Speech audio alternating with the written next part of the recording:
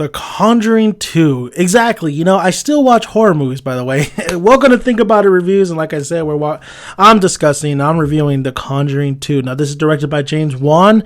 That's right, who did the first Conjuring, and he is known for his horror films indeed. And we're back with Ed and Lorraine Warren, who is played by Vera Farmiga and Patrick Wilson. Patrick Wilson I really like. And Vera Farmiga, that's my girl. Norma. That's my girl Norma. It's kind of a trip to see her finally realize, like, after watching Bates Motel, that, oh yeah, she was like Lorraine, you know.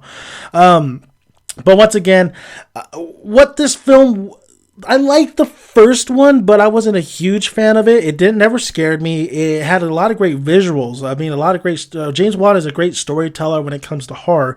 It just never scared me. I mean, there's nothing that really scares me anymore.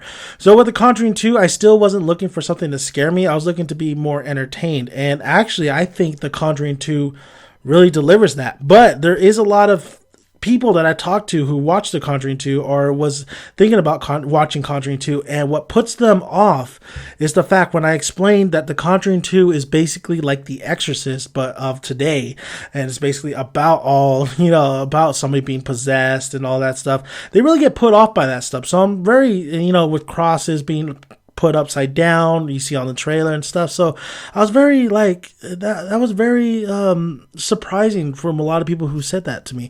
So The Conjuring 2, I felt like I liked this movie a lot more than I liked The Conjuring, even though Conjuring has a lot of great elements in it. I think The Conjuring 2, I think I really catered to that. I think I was really more entertained by that. I think it was the possessed child that was in this film, and basically that's what it is. It's basically a child gets possessed by this old man ghost who used to live in the house, but he doesn't want to leave. He's still dormant. He's still, terrorizing this family. They're trying to figure out, they're in Britain. I believe they're in London, and the Warrens have to go and investigate and see if this is real or it's just a hoax. They want to know if this child is just faking it or not. A lot of great visuals in here. There's a lot of like wonky kind of visuals as well. There was one particular scene where it reminded me so much of the Babadook. And if you haven't seen Babadook is basically it is a very independent movie that everybody really was just talking about. But there's one particular scene in this film that reminds me a lot of the Babadook. I didn't like the Babadook, so just seeing this reference, it seemed like it was a kind of a reference or something like that in this film. It definitely was interesting. I was like, oh, they kind of really played with that, didn't they? But I thought it worked. It was a lot of setup, so to speak. There was a lot of, your typical jump scares, your typical, you see something right there next to the door and stuff. And that actually does happen to a lot of people.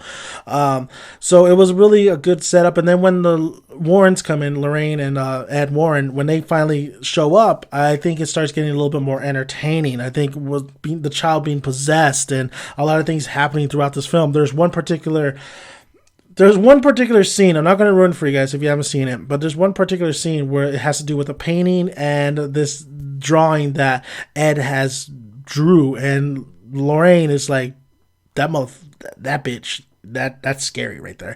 There's one particular scene where it has to do with a painting and of course a ghoul, so to speak, going towards that painting, and it was actually it didn't scare me, but I was like, that's very, very creepy. And there's a lot of creepy elements in this movie, and it really harkens back to The Exorcist in my opinion. There's a lot of things taken away from The Exorcist that James Wan, I think, wanted to make his own Exorcist film, and I thought a lot of it worked. I thought it was never really too cheesy like Insidious. I think Insidious just went a little bit overboard and it made me laugh a lot, while this film, it's still, there's a lot of fun.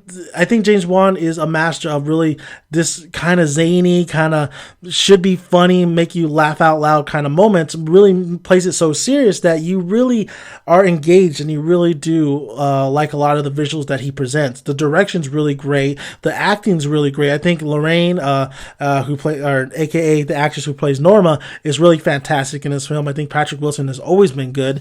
I think the family itself and the kid that gets possessed is really well as too, and I felt like they were a real family. I never felt like they were actors. I really felt like they were a real family. So a lot of the things that happened in The Conjuring 2 may not be scary, but it was entertaining towards me. But then again, I could see why people were put off on a lot of things that were happening here, because it is Exorcist life. It deals with a lot of religions. It kind of goes twists and turns in here a little bit.